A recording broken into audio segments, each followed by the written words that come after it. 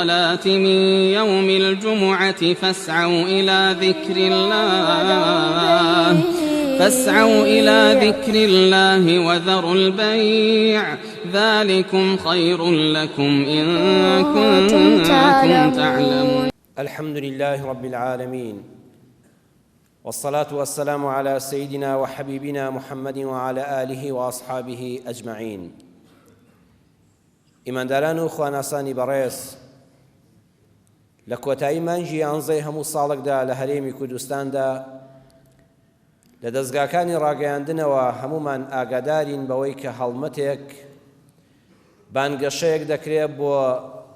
بەرەنگاربوونەوەی توندوتیژی دژی ژنان و ئافرەتان. ئێمەش لە مزگەوتەوە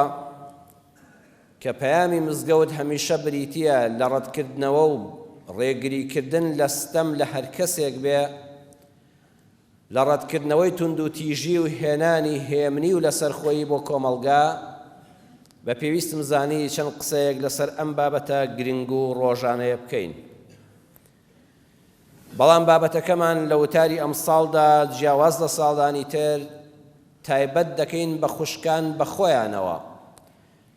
بە خانمان و بە ئافرەتان و بە ژنانی کوردستانی خۆمانەوە کە پێیان دەڵێن چارەسەری خۆتان تەنها بە خۆتان دەکرێت. ئەگەر ڕاستە ئەو ڕۆژە ئەو هەڵمەتە ئەو 16 ڕۆژە بۆ بەرەنگاربوونەوەی توندوتیژیە دیژی ژن، یەکەم کەسێک کە دیفاع لە خۆی دەکات خودی ژن خۆیەتی. بۆیە وتارەکەمان بە ناونیشانی چەند ڕێنماییەک بۆ خوشکان و ئافرەتان و ژنان بۆ ئەوەی دوور بن لە توندوتیژی. خاڵی یەکەم، ژنان و ئافرەتانی موسڵمان پەنا بۆ خوا ببەن کاتێک کە ستەمیان لێکرا، هەروەها کەسانێکی دەممردوش نەبن. ئێمەی موسڵمان هەمیشە میلەتی خۆمان دینەکەمان ئەوای فێر کردوین، ناڵێن هەر پەنا بۆ خوا ببە و لە خوا بپاڕێەوە بکڕوزێەوە، بەڵام هیچ هەنگاوێک مەنێ. پشت بە ئەڵڵا ببەستە ئەگە ستەمت لێکرا لەسەر حەقی خۆت وەرە وڵام، دەممردوو مەبە، بزانە قسە بکە. ئەمە پەیامی قورئانە بۆ ئافرەتانی موسڵمان. ئەگەر ئەمڕۆ خەڵکانێک دەیانەوێ سواری ئەم شەپۆلەی بابەتی ئافرەتان بن و بەرگێکی لادینی بەبەردا بکەن، خەڵە دەکەن، حەیفیش دەکەن. ئێمە کۆمەڵگایەکی موسڵمانمان هەیە،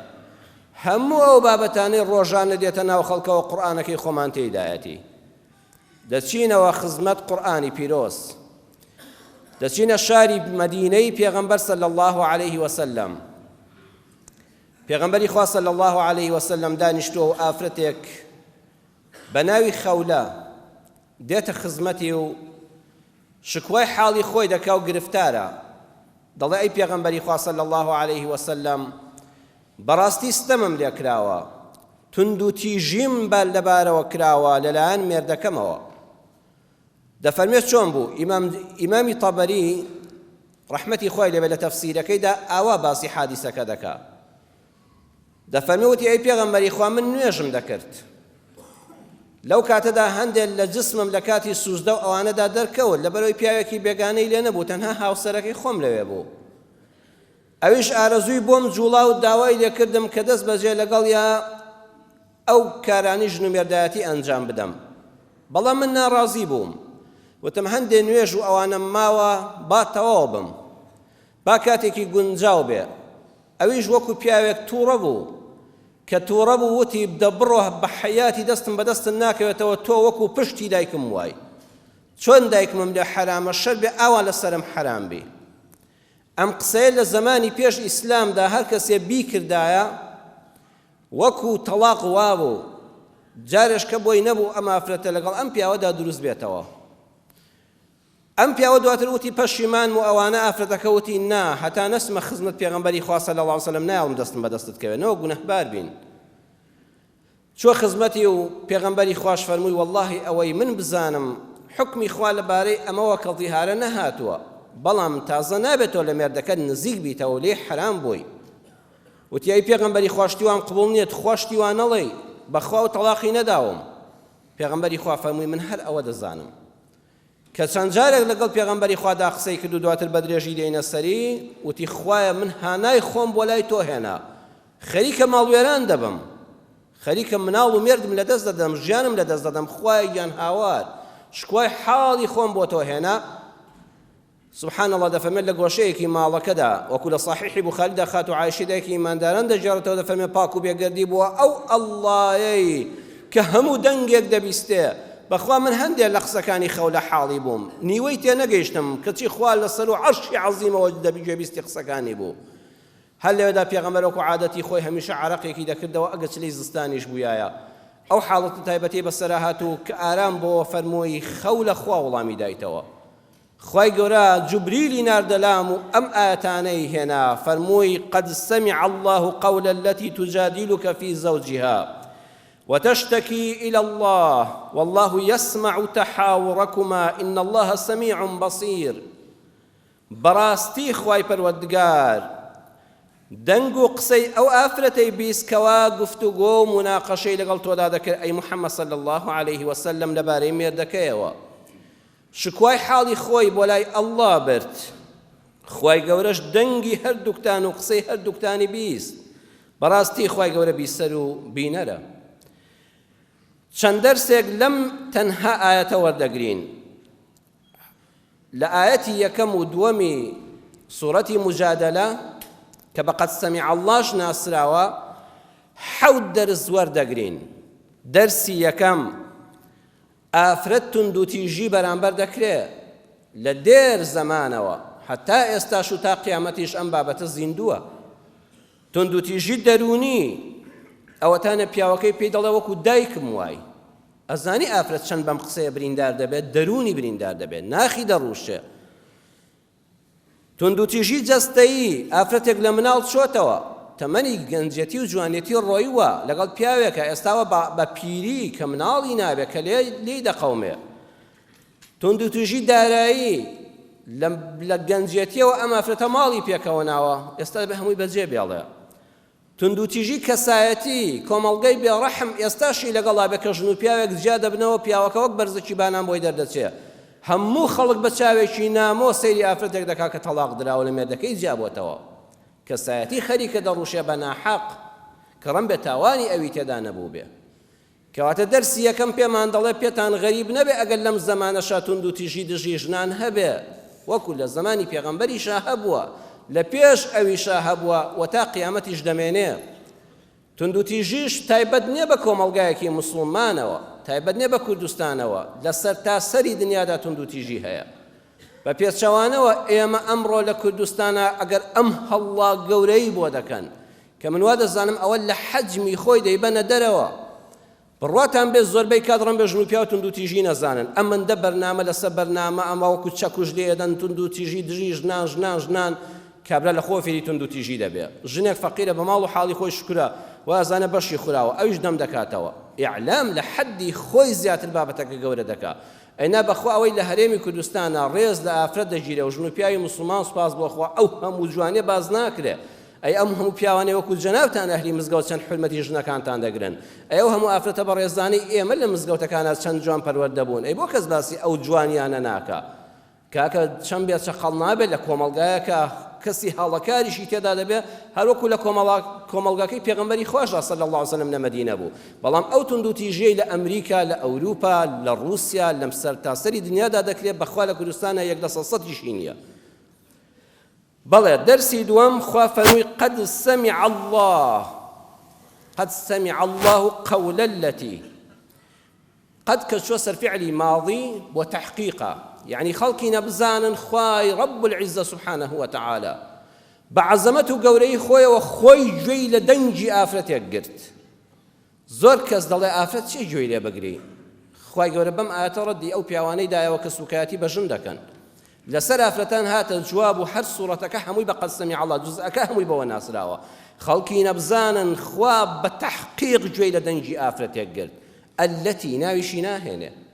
ناوی خەولە ناهێنێ التي ئیشارەت دەکا بۆ ئافرەتێک یعنی ئەم بابەتە تەنها پەیوەندی نییە بە خەولەوە بەو ئافرەتەی کە بەسەر هاتەکەی لێ بەسەر هات و هاتە خزمەتی پێغەمبەر صلی الله عليه وسلم بەڵکو تایبەتە بە هەموو ئافرەتان هەتا قیامەت هەموو ئافرەتێک کە دەنگی بەرز کردەوە وتی یا ئەڵڵاه خوای پەروەردگار دەنگی دەبیستێ ئافرەت تۆ بێکەس نی.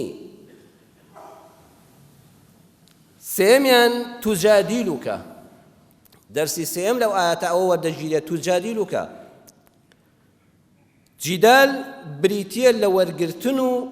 قسەکردن، قسەشت گوێ لێ دەبێ و قسەش دەکەی، یعنی مناقەشە دەکەی. بە وشەی پەتی کوردی جیدال یعنی دەمەقاڵەیە، یعنی قسەیەکی بەرامبەرت بەدڵ نییە و ڕەدی دەدەیەوە. لێرەدا ئەم ئافرەتە دێتە خزمەت پێغەمبەر صلی الله علیه وسلم وەکو حاکم. ئەینا پێغەمبەر صلی الله علیه وسلم وەکو خودی پێغەمبەر کەس مافی ئەوەی نییە مناقەشەی لەگەڵا بکە، ڕەدی قسەی بداتەوە و قسەی لەسەر و قسەیەوە هەبێ، وەکو پێغەمبەرەوە کوفرە. بەڵام پێغەمبەر صلی الله علیه وسلم لەم مەکانەدا وەکو حاکم دانیشتووە. بۆیە ئەمەش دەرسێکە بۆ ئافرەتانی مسلمان، بۆ هەموو ئافرەتان بەگشتی. پێیان دەڵێ ئەگە ستەمێک لێکرا مەیکە بە هەڵایەکی گەورە ڕاکەی بۆ ماڵی باوکت و براکانت تێبگەێنی و بۆ دراوسەکان تێبژێڕیەوە. ئەگەر وڵاتێکی ڕێک و پێک و دادپەروەر هەبێ ئەبێ حاکم گوێ لە هەموو کەس بگرێ. ئەها ئەگەر ئافرەتێک بچێتە لای حاکم، بەداخەوە ئێستاش جاری وایە ئافرەتێکە پەنا بۆ دادگا بەرێ لە کۆمەڵگەی کوردەواریدا سووکە، ئەڵە کاکە پەنای بۆ دادگا بردووە، پەنای بۆ حاکم بردووە، بەخوا بەڕێزان ئەمە باشترە لەوەی کە بچێتەوە چوار قسە بۆ باوکی بژێڕێتەوە براکەی تفەنگێک هەڵگرێ و بچێت زاواکەی بکوژێت، چەند حادیسەی وامان بینی. بەڵام ئەگەر چۆی بەردەمی دادگا وردە وردە ڕێکارەکە یاساییەکانی خۆی دەگرێت، احتیمالی ئافرەتەکە سارد کاتەوە، احتیمالی وایە تا دەچێتە مەحکەمە و گوێی لە دەگیرێت ئافرەتەکە بۆ خۆی لە ڕێگا پەشیمان بێتەوە، احتیمالی باوکو دایکی هەر بەرامبەر بە زاواکەیان غەرەزێک نەچێتە دڵیانەوە، چونکە بابەتەکە دەدەنە دەست دادپەروەرێک کە تەرازویەکی عەدلی پێیە. ئەم ئافرەتە وەکو حاکم چۆ خزمەت پێغەمبەر صلی الله علیه وسلم قسەی خۆی کرد، وتی ئەی پێغەمبەری خوا من بە گەنجی و جوانیشم من پیاوە کرد، ئێستا پیر بووم، ئێستا ئەتەنانەت مافی شوکردنەوەشم نەماوە، چێ منی پیرەژنی دەوێ. ئەی پێغەمبەری خوا ئەو هەموو مناڵم خستەوە، ئێستا مناڵم نابێ. ئەی پێغەمبەری خوا صلی الله علیه وسلم ماڵم پێکەوە نا، ئەزانی بە چه حاڵێک ئەو ماڵم دروست کرد، ئێستا ئاوالی بڕۆمە دەرەوە. ئەزانی پێغەمبەری خوا ستەم لێ کراوە صلی الله علیه وسلم، وتی ئەی خۆشەویستی خوا سەیری ئەم وشەیە ئین لی صەبیەة صغارا، ئەی پێغەمبەری خوا صلی الله علیه وسلم کۆمەڵە مناڵی وردم هەیە، ئین ضەمەمتم ئیلەیە جاعوا، ئەگەر لەگەڵ خۆم بیان بەم و لە لای خۆم بن، من ئافرەتێکم بەم تەمەنەوە ئیشم پێ ناکرێ، موچە و معاش و دائیرەم نییە، کارەکەری ماڵانم پێ ناکرێ، کشت و کاڵ و ئاژەڵداریم پێ ناکرێ، ئەی پێغەمبەری خوا مناڵەکانم برسی دەبن، چونکە من هەنانی خۆشم پێ پەیدا ناکرێ بەباشی. وإن ضممتم إليه ضاعوا، أي پیغمبری خو اگر بیان دمەوە دەستی باوکی و بڕۆم ئاوا وازیان لێ بێنم، مناڵەکانم زایع دەبن، مناڵ بەبێ دایک دەفەوتێ. سەیری ئەم تێگەیشتنی ئافرەتە، ناڵە تازە هەڵەم بەرامبەر کراوە مناڵیش چاوی دەربێ، زۆر لەگەڵ ڕێزم بۆ خوشکانم قسەیە دەکرێ، ناوەتی خەمی خۆم و خەمی تۆش و خەمی مناڵەکانیشمە. مناڵەکانم ئەگەر لای خۆم بن برسی دەبن، ئەگەر لای هاوسەرەکەم بن دەفەوتێن بەبێ دایک. پێغەمبەری خوا هاتە ئەم قسەی کرد، پێغەمبەری خوا تخوا باسی جیابوونەوە مەکە، پێغەمبەری خوا فەرمی بەخوا من هەر ئەوە دەزانم کە دەبێت لە هاوسەرەکەت جیابیتەوە. دیسان هاتەوە توجادیلوکە جیدال دەکات، دیسان ڕەخ نەدەگرێ. ئەی پێغەمبەری خوا آخر خۆ باسی تەلاقی نەکردەوە، ئەی هاوار نەیوت تۆ تەلاقم داوی، هەروەتی وەکو دایکم وای. پێغەمبەری خوا فەرمووی دیسانەوە بەخوا هەروە ئازانم کە دەبێت لە هاوسەرەکەت جیابیتەوە. دیسان هاتەوەتی ئەی پێغەمبەری خوا من ماڵم وێران دەبێ، من مێردەکەمم خۆش دەوێ، ساڵانێکی دوور و درێژە لەگەڵیدا، من لەو هەڵەیە دەبورم. پێغەمبەری خوا فەرمووی بەدەست من نییە، سەیری کە ئەم هەموو هاتوچۆ گفتوگۆیە کە زانی لای دادگەی ئەرز هیچی بۆ ناکرێ، ئافرەت کە زانی لە مەحکەمەشا بەرامبەرەکەی زەوتی بەرامبەر ناکا، دادگەر جاری وایە مافەکان وەکو خۆی نابیستێ، ئەی دەرگای ئاسمان ئافەتی ژیر دەرگای ئاسمانی هەڵبژار. وەتەشت دەرسی چوارەم وەتەشتەکی ئیلە الله، هاواری بۆ لای ئەڵڵا برد، وتی خوای جان بە هاواری ئەم دڵا سوتامەوە بێ، ئەو جەرگەی کە خەریکە دەسووتێ و مناڵم سەرگەردان دەبێ، خوایە چارەسەرێک بۆ ئەم خەڵکەدانەی کە حەزادان ئافرەت وەکو من ماڵوێران دەبێ، خوایە ڕەحمم پێ بکەی، خوایە بە هانا و هاوارمەوە بێ.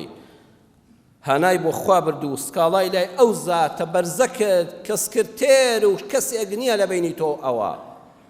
دەرسی پێنجەم والله يسمع تحاوركما، خوا فەرمووی ئەی محەممەد صلی الله علیه وسلم خوا قسەکان و گفتوگۆکانی نێوان تۆ ئەو ئافرەتەی بیست. جا سەیری کەن تەحاورەکما، ئەلفەکە ئەلفی تەثنیە بۆ هەردووچیانە، یعنی ئافرەتێک کە داوای حەقی خۆی دەکا لای خوا بەڕێزە و دەیباتە شانی پێغەمبەرەوە صلی الله علیه وسلم بەیەکەوە دەنگی هەردووکتان گفتوگۆی هەردووکتانی بیست خی گەورەی عاجز نەبوو ئافرەت تۆ حیا و حرمەتت هەبێ بۆ ئەم قسانە دەکەی بۆ ئەمەندە لەسەر شت دەڕۆی خوا فەرمووی قسەی تۆ محەممەدی مستەفان بیست هەردووکی بەیەکەوە باسکردن چ ڕێزێک لەمە زیاترە بۆ ئافرەتێک کە زوڵمی لێ دەکرێ و توندوتیژی بەرامبەر دەکرێ و لەسەر حەقی خۆی بە جوانی و بە ئەدەبەوە دێتە جواب دەرسی شەشەم إن الله سميع بصير کۆتای ئاەتی یەکەمی سوورەتی مجادلە بەوە هات خوای گەورە بە دڵنیاییەوە سميع بصيرە بۆ دوو صفەتی باس کرد یعنی ئەی حاکم ئەی دادپەروەر دووشتت هەبێ کاتێک کە ئافرەتێک هات قسەی کرد گوێی بۆ بگرە و تەواوی سکاڵاکەی ببیستە بەڵام هەربی سەر مەبە یەکسەر فەرمانێک دەرمەکە ئادەی پۆلیس بڕۆن مێردەکەی بگرن نەخێر بەسیر بڕۆ لێکۆڵینەوەشکە و بە چاویش ببینە شێ دەڵێم ئافرەتە لایانی دەرونی تەواوە شێ دەڵێ لە زۆبەی قسەکانیدا ڕاز دەکا شێ دەڵێ ئەو هانی مێردەکەی نەداوە تند و تیژ بێ بەرامبەری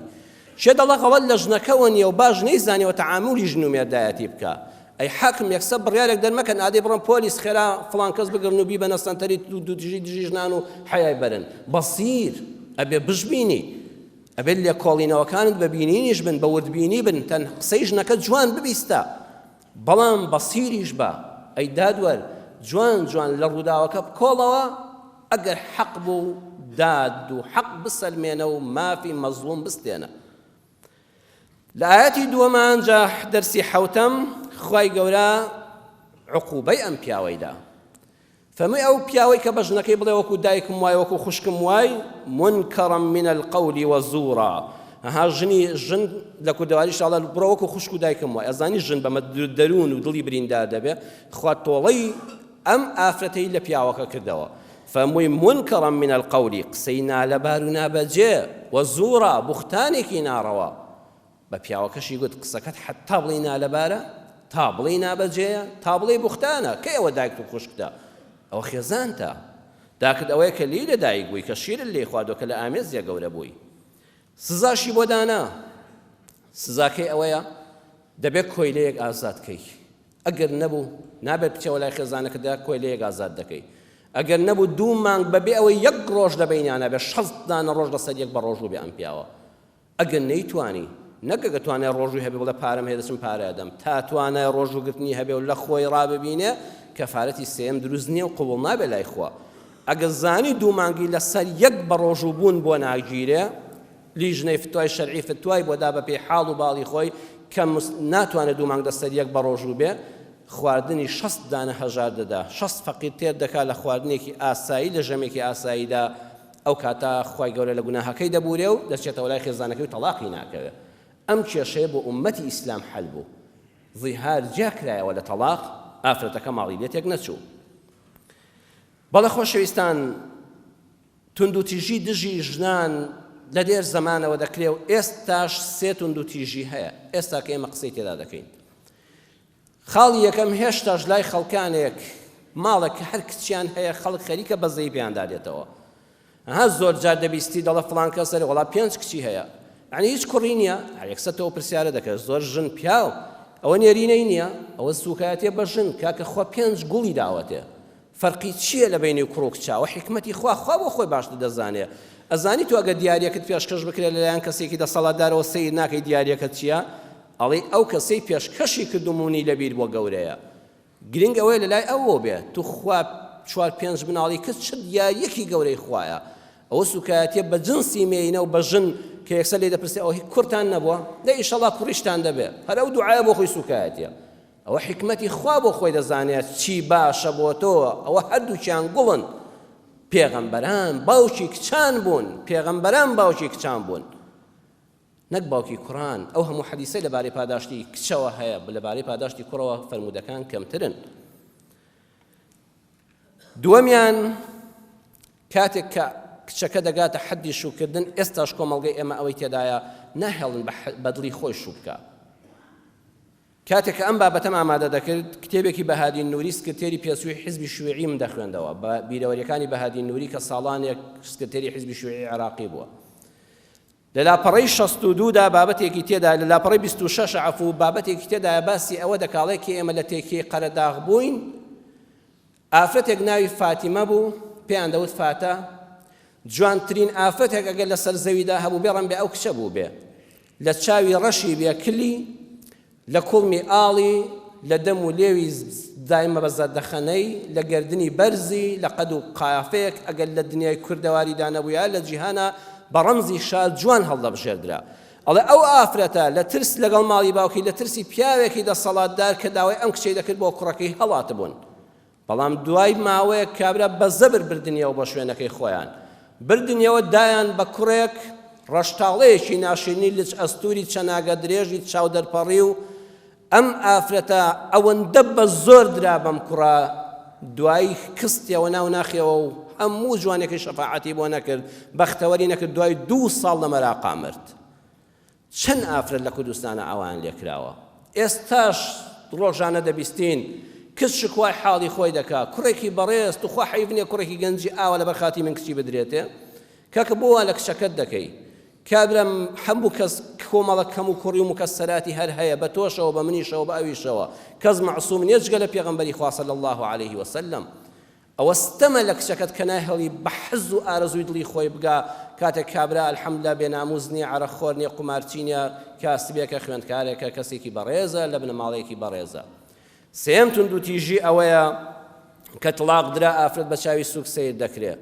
جاری وایە ئافرەتەکە هیچ تاوانێکی نییە پیاوەکە دەچێت ژن دێنێتەوە زۆر خۆشیەوە پێوە دەڵێ سێم ژن و چوارەم ژنمە و ئافرەتی داما و بە سوکایەتی وڵەن کاکە متەڵەقەیە تەڵاق دراوە کە ئەوەش بەداخەوە جۆرێکە لە توندوتیژی هەم جەستەی هەم دەرونی کەواتە خاڵی یەکەم بەڕێزان ئافرەتانی مسڵمان خۆشت دەمردوو نەبی ئەم ئافرەتە شکوای بۆ خوا کرد خۆشی لەسەر حاڵی خۆی بەردەوام بوو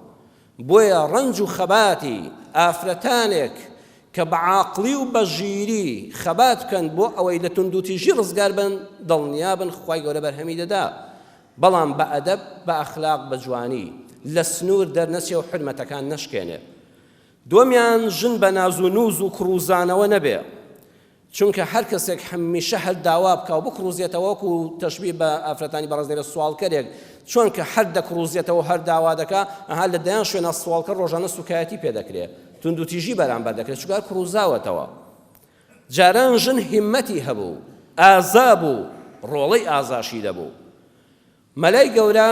لە تەفسیرەکەیدا لە بەرگیدا لە پەڕی 1970 دەفەرمێ هەر قەومێک ئازا بن ژنیان ئازان هەر قەومێک کوڕی قارەمانی هەبێ ئەوە نیشانەیە ئەوەیە ژنەکانیان ئازان هەر قەومێک ترسنۆک بن ئەوە ژنەکانیان ترسنۆکن لەبەر گینۆ لە لاپەڕە 260 تەفسیرەکەشا فەرموویەتی تا ژن بە حرمەت بن نەسل و نەوەی محتەرەم پێشکەش بە کۆمەڵگا دەکەن ئافرەت دەبێت شانازی بکە کە ژنی ماڵە ئێستا لە زۆر جار لە دەوای روشتا دەپرسرێ ئەرێ ئیشی ژنەکە چییە بەژێر لێەوە بە شەرمە وەڵا ئافرەتی ماڵەوەیە نەبڕێزم ئافرەتی ماڵەوە زۆر گەورەیە ئێستاوە ئەزانێک ئافرەتێک موچە و مەعاشی نەبێ ئەوە فەقیرە داماوە و کوزۆڵە بەڵام وەرە من بۆت باز دەکەم ژنێک کە لە ماڵەوەیە و مەعاشی نییە و دائیرەشی نییە چەند گەورەیە چەند دەوری هەیە ژنی ماڵ مامۆستای دایانگەیە حەڵانە چەند کەسەیە لەو دایانگانە بەیانیان مناڵی 2 ڕۆژ و 10 ڕۆژ هەتا 4 ساڵی بۆ دەبن و بۆیان بەخێو دەکات 3 ساڵی بۆ دەبن و بۆیان بەخێو دەکات ئێ بابە ژنی ماڵەوە ئەم هەموو مناڵە لە جوانە بەخێو دەکات لە ماڵەوە کەواتە ژنی ماڵەوە مامۆستای دایانگایە بەڵام مناڵی خەڵک بەخێو ناکە مناڵەکانی خۆی جوان بەخێو دەکات دووەم مامۆستای باخچەیە مامۆستای ڕەوزەیە لە 4 ساڵی بۆ 6 ساڵی چەند مناڵیان بینە باخچەی ساوان هەموو مناڵەکانی خۆمان بردووە ئێ تۆ خێزانەکەت لە ماڵیشەوە دەوری مامۆستای باخچەی ساوایان دەبینێ مامۆستایە حەقوای پێی بڵێ مامۆستا فڵان کەس ست فڵان کەس میس فڵان کەس ژنی ماڵەوە مەلای مزگەوتە ئەوەندەی منداڵ لە دایکەوە فێری نوێشکردن دەبێت باوک ئەوەندە لە ماڵەوە نییە زۆربەی مناڵ لە تەنیش دایکەوە بەرماڵەکە ڕادەخا و نوێژەکە دەکا و دەست دەگرێت و فێری ڕکوع و سوجدە دەبێت کەواتە دەوری مامۆستای مزگەوت دەبینێ ژنی ماڵەوە کە لە ماڵەوە نوێژەکانی دەکا و مناڵ چەند لە دایکەوە فێری نوێشکردن دەبێت باوەڕتان بێ بۆ خەڵک زۆرتر نوێژی دەکرد جاران ئێستا بەداخەوە ڕەبڵێم هێندێک لە گەنجان کەمتر لە مناڵی و مناڵەکە لە دایکەوە فێری نوێژ دەبوو دەچوە سەر بەرماڵەکە و دوعاکانی دەکرد و زیکرەکانی دەکرد وەکو دایکی لاسایی دەکردە و لێ دەبوو بەخوو ژنی ماڵ شێفە چەند کەس دێتە بەرنامە و سەعاتێک بەرنامەی شێف فڵان کەس ئێ بابە تۆ شێفەکەت لە ماڵەوە ئەو هەموو خواردنە نایابەت بۆ دروست دەکات ئاجێگەی دەستخۆشی نییە ئەمە شەهادە نییە شێفی شەهادە نییە ژنی ماڵ سەرۆک و سکرتێری ماڵە کە لە ماڵنی ئیستیقبالی میوانت بۆ دەکا هەر ئەمانەتێک بێ ئەو لێت وەردەگرێت کەواتە سەرۆکی ماڵەکەیە سکرتێرێکی گەورەی ماڵەکەتە ژنی ماڵ پۆلیسە ژنی ماڵ ئاسایش ئێسان فڵان ژن بۆتە پۆلیس و ئاسایش خۆ عیبە نییە بەڵام ژنەکەی تۆش لە ماڵەوە هیچی لەو کەمتر نییە پۆلیسی ماڵەکەتە ئاسایشی ماڵەکەتە ئەگە ماڵەکە لە باڵ نەبێ ژنەکە لە ماڵ نەبێ دزیت لێ دەکرێت تا ژن و ماڵت لە ماڵ بێ کەس ناتوانێت بە دەرگاتدا حیا و حورمەتت دەپارێزێ هەر مەلای گەورە لە تەفسیرەکەیدا لە بەرگی دە لاپەڕەی 1970 دەفەرمێ ناپلیۆن وتوێتی ئەوەی لانگ ڕادەژێنێ دەتوانێت زەوی بهەژێنێ فەرموویەتی لە تەفسیرەکەیدا هەزار ناسحی وەک من هەزار مەلای دڵسۆز و قسە جوانی وەکو من هەزار شاعری وەکو حاجی قادری کۆیی بۆ تربیەی قەوم نابێ بەدایکێکی چاک ژنان گوێ بگرن ئەمە قسەی مەلای کورد بووە هەزار مەلای گەورەی وەکو مەلای گەورە هەزار شاعری وەکو حاجی کۆیی بۆ تربیە و تعلیمی قەومێک نابن بە دایکێکی چاک دایک ئەوەندە گەورەیە ئەوەندە قەوم پێی سەربەرز دەبێت لەبارەی ئازایەتی ژنانەوە باسمان بۆ دەکا کە عەرزم کردن ژن بۆیە سووک دەبێت بۆیە توند و تیژی بەرامبەر دەکەی کاکە هەر دەقڕوزێتەوە هەر داوایەتی هەر داوا دەکا هەر دەڵە خورام ژنانی قەدیمی ئەمە وانە بوون ژنی کورد وانە بوو سەیری تەفسیرەکەی کەن لە بەرگی شەشە لە لاپەڕەی 36 دەفەرمێ هەڕەتی لاوەتی و فەقێتیم بوو لە بەدەرکی ماڵی خۆمان وەستا بوو ژنێک لە بازاڕی کۆیەوە هات ژنەکە خۆی چەماند بۆ وەکو حاڵەتێکی زۆر سەغڵەتی هەبێ کە شتێکی سروشتیە ئافرەتیش وەکو پیا و پێویستی بە قەڵای حاجەت و چوونە سەر ئاوێک دەبێ وتی کاکە زەحمە نەبێ ئەو کەیلا ئەو کەلاوەیە چۆڵە کەسی تێدا نییە و خانیە وتم ناوەڵاوە کەسی تێدا نییە وتی خوا خێرت بنووسە بە پەلە خۆی کرد بە خانووەکەدا من گومانم هەبوو کە مافرەتەش وەکو هەر شتێکی ئینسانی پێویستی بە چوونە سەر ئاوێکەیە و لە بازاڕە شوێنێک نەبوو و ناچار بۆ خۆی بۆ خانۆ چۆڵە داکە بەڵام ماوەیەکی پێچوو من هەر لەوێ بووم هاتە دەرەوە مەلۆتکەیەکی لە باوەش گرت بوو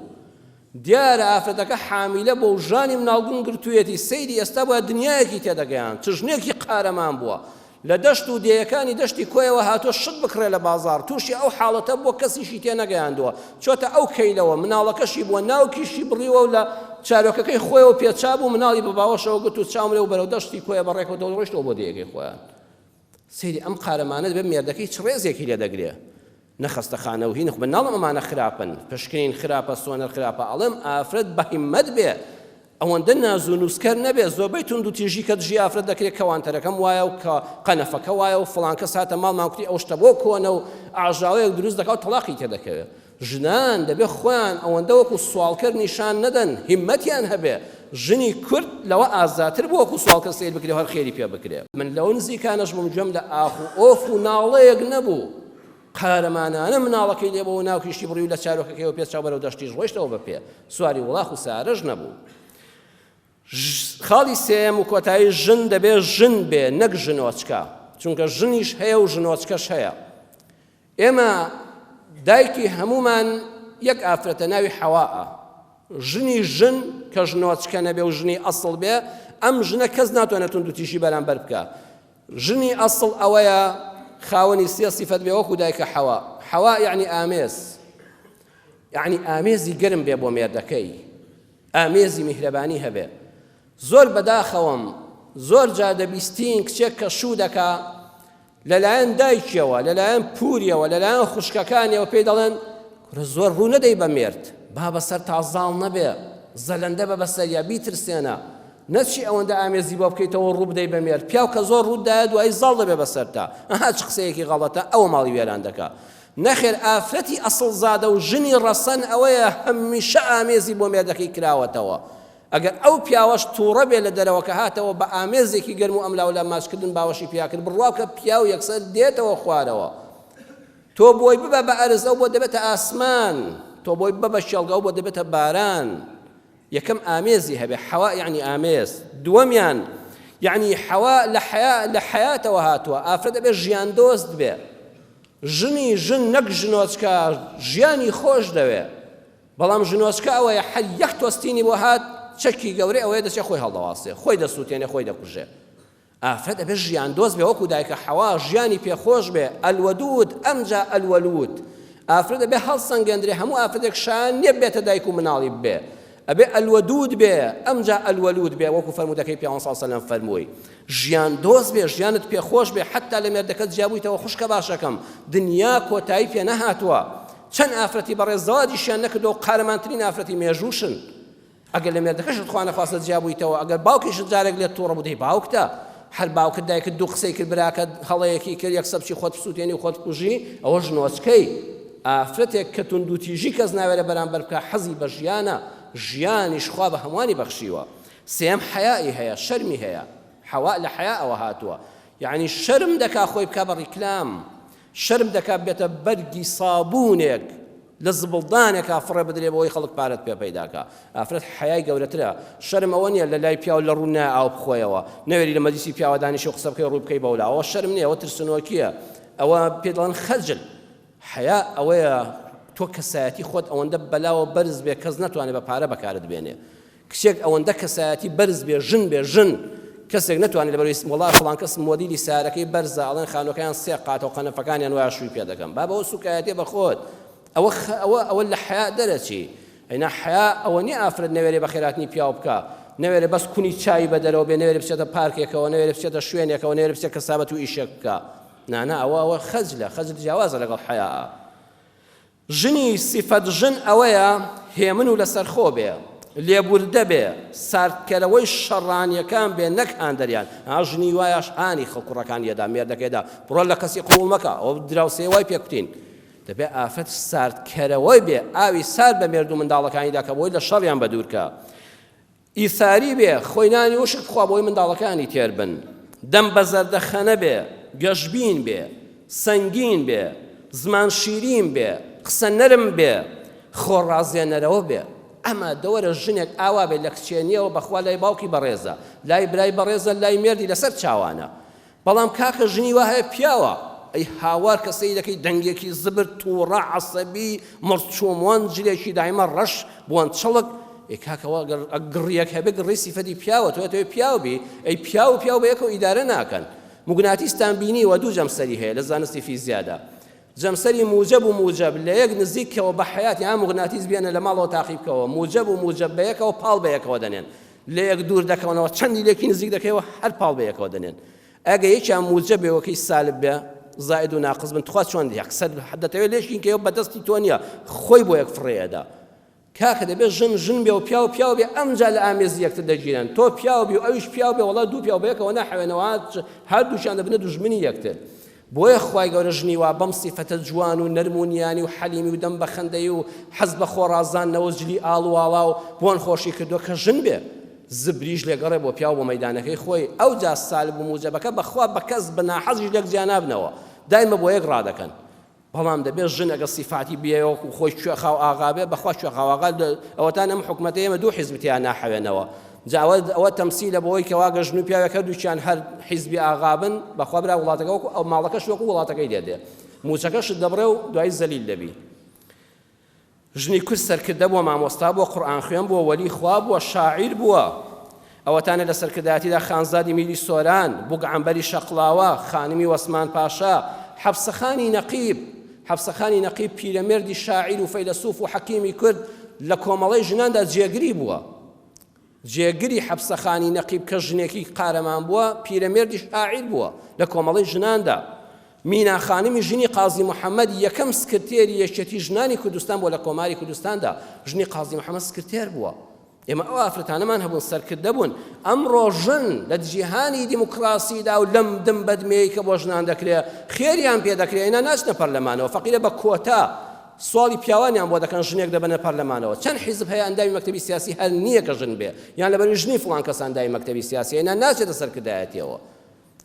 جیهانی ئیسلام کاتێک کە دەسەڵاتی هەبوو کە خەڵک بە حکمی قورئانی دەکرد ژنان ژنی قازی و حەفسە و ئەوانە بوون کاکە ژنی وەسمان پاشا و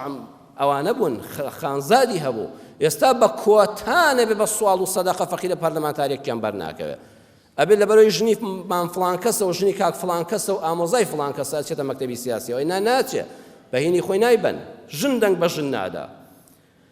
مامۆستای قورئان خوێن بووە مامۆستای گەورە لە تەفسیرەکەیدا دەفەرمێت لە بەرگی دە لاپەڕی 176 کە ئێمە گەنج بووین لە 100 ژن و پیا و سوورەتی مولک تبارك الذي بيده الملك يعني لبربو ككسيك دمر لسا قبران تا قبر كان دا پوشی لسميتك جن و بيا صورتي ملكي عند خوان